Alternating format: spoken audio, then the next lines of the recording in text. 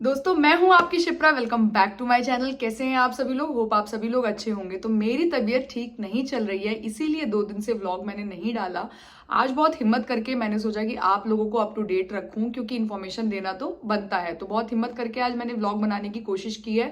आप लोग अंत तक देखना। ईएडी के ऊपर एक नया चेंज आया है, एक नई इन्फॉर्मेशन आई है यूएससीआईएस गवर्नमेंट के थ्रू। तो आप लोग इस इन्फॉर्मेशन को प्रॉपर देखना। जो भी लोग ईएडी पे काम कर रहे हैं या आगे आने वाले टाइम में ईएडी उन लोगों का अप्रूव होने वाला है, तो इस बारे में हम लोग समझेंगे कि क्या क्या चेंजेस आए हैं और ये ईएडी किस किस लोगों के लिए, मीन्स किन किन लोगों के लिए एप्लीकेबल है। तो चलिए जाके सबसे पहले मेरे चैनल को सब्सक्राइब कीजिए, अंत तक वीडियो को देखना। मैं हूं आपकी शिप्रा। स्टार्ट करते हैं।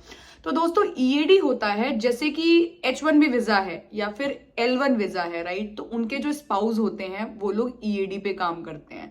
ईएडी मीन्स जैसे कि जो भी हस्बैंड वाइफ जैसे होते हैं, हस्बैंड अगर वर्किंग है H1B वीजा पे या फिर वाइफ H1B वीजा पे वर्किंग है, तो उसका जो स्पाउस होगा, जो अपोजिट जो उनका जो स्पाउस होगा वो ईएडी पे वर्क करेगा, राइट।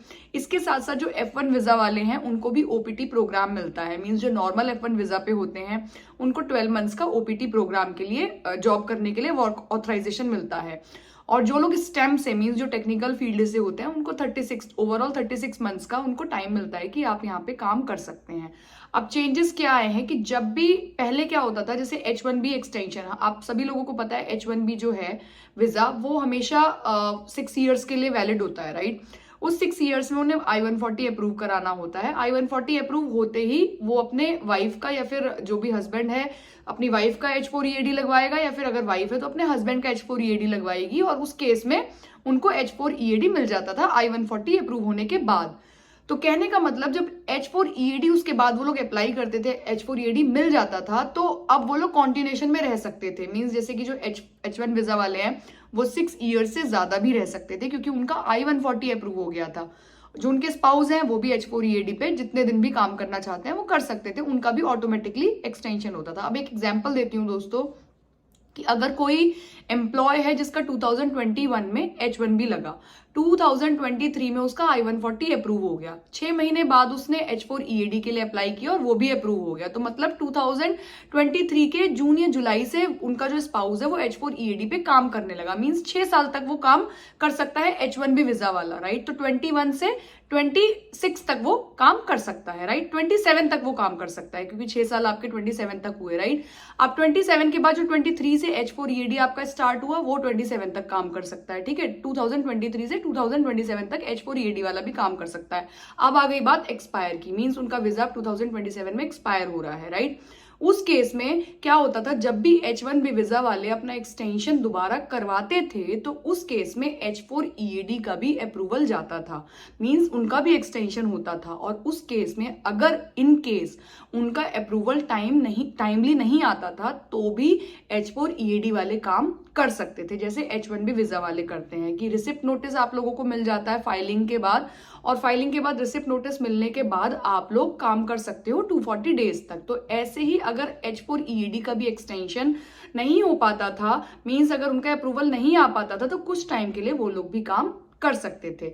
लेकिन अभी फिलहाल चेंजेस ये आए हैं दोस्तों कि जो भी H4 EAD वाले लोग हैं या OPT प्रोग्राम वाले लोग हैं या L2 EAD वाले जो लोग हैं, मींस जो EAD पे जो काम कर रहे हैं, राइट, उन लोगों को अब अपना EAD एक्सटेंशन जो है, EAD अप्रूवल जो है वो बहुत टाइमली लेना पड़ेगा। एग्जाम्पल, अगर मेरा EAD 2025 के दिसंबर में एक्सपायर हो रहा है, राइट। 2025 में डेट अगर मैं दिसंबर की बताऊं तो 12 दिसंबर 2025 में अगर मेरा EAD एक्सपायर हो रहा है तो 11 दिसंबर तक 2025 में मेरे हाथ में EAD का एक्सटेंशन अप्रूवल होना चाहिए दोस्तों। अगर वो अप्रूवल नहीं है तो मैं 13 दिसंबर 2025 से वर्क नहीं कर पाऊंगी। तो अब रूल जो है वो ये आ गया है। पहले क्या था, आप लोग कर सकते थे काम, राइट, मींस 2-3 महीने का आप लोगों को रिलैक्सेशन मिल जाता था अगर आपके पास अप्रूवल नहीं आया है और फाइलिंग आपकी हो गई है तो। अब इसके लिए सजेशन क्या है, आप लोगों को क्या करना है, अपनी कंपनी से बात करके रखना है। अगर एग्जाम्पल मैंने आपको दिया 12 दिसंबर 2025 में अगर किसी का, ये एग्जाम्पल लेके चल रहा, किसी का अगर अप्रूवल वीजा एक्सपायर हो रहा है H4 EAD का या फिर L2 EAD का या फिर OPT प्रोग्राम का या फिर STEM OPT का, अगर उनका एक्सपायर हो रहा है वीजा, तो 6 महीने पहले ही आपको अपना वीजा फाइलिंग एक्सटेंशन की करानी है। अगर आप वीजा एक्सटेंशन फाइलिंग की नहीं कराओगे तो हो सकता है कि आपका जो ओपीटी प्रोग्राम है या फिर ईएडी है उसका अप्रूवल ना आने से आपकी जॉब खतरे में आ जाए, कंपनी आपको नेग्लेक्ट कर देंगी, हटा देंगी और आपको बहुत बड़ा लॉस हो जाएगा, क्योंकि अमेरिका में जॉब लगना थोड़ा मुश्किल है। तो 6 महीने पहले ही अगर आप लोगों की फाइलिंग हो जाती है तो हो सकता है कि 6 महीने के अंदर अंदर आपका अप्रूवल मिल जाए।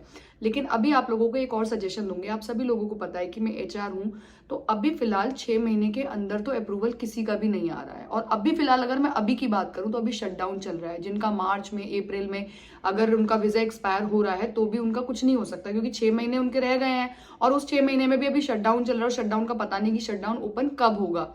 तो इस केस में आप लोग प्रीमियम के थ्रू जाएं। अगर आप लोग प्रीमियम के थ्रू जाएंगे तो थोड़े पैसे ज्यादा लगेंगे, लाइक 2805 मीन्स $2805 एक्स्ट्रा आपके लगेंगे एक्सटेंशन के टाइम पे, और आपको विद इन 1 मंथ के अंदर अंदर 1.5 मंथ के अंदर अंदर आपका अप्रूवल आ जाएगा। तो आप लोगों को सबसे बड़ा सजेशन ये है कि ध्यान देना है, 6 महीने पहले आपकी कंपनी जो है वो आपका वीजा अप्लाई कर दे, मीन्स एक्सटेंशन का वीजा अप्लाई कर दे ईएडी के लिए। और जहां आपको लग रहा है कि अभी रिसिप्ट नोटिस भी नहीं आया है या सर्टिफाइड भी नहीं हुआ है एलसीए, तो उस केस में आप लोग प्रीमियम के थ्रू चले जाओ। अगर आप प्रीमियम के थ्रू जाओगे तो आपका केस जो है वो जितनी जल्दी हो पाएगा उतनी जल्दी अप्रूव हो पाएगा।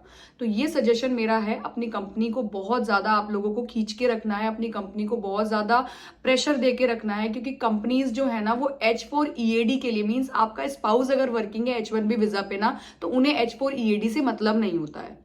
एग्जाम्पल, मैं अगर H4 EAD पे हूं तो मेरे हस्बैंड की कंपनी को मुझसे क्या मतलब होगा, मेरी जॉब जा रही है ना, मेरे हस्बैंड की कंपनी को उससे क्या फायदा हो रहा है, तो वो मेरा डिले करेंगे, ऑब्वियसली सी बात है। तो मुझे प्रेशर बना के रखना है मेरे हस्बैंड की कंपनी में, या मेरे हस्बैंड को प्रेशर बना के रखना है कि मेरी वाइफ की जॉब चली जाएगी अगर अप्रूवल नहीं आया तो टाइमली। तो वो चीज आपको बहुत ज्यादा ध्यान रखनी है, क्योंकि H4 EAD जो है ना वो, या फिर OPT प्रोग्राम जो है, या L2 EAD हो गया, वो आपके वही लोग लगवाते हैं जो आपके स्पाउस वगैरह वर्किंग होते हैं। अगर मैं F1 की बात करूं तो F1 स्टूडेंट जो है वो अपना खुद देख सकता है, लेकिन H1 L1 वाला जो होता है वो हमेशा स्पाउस ही देखता है अपनी वाइफ का या फिर स्पाउस के लिए।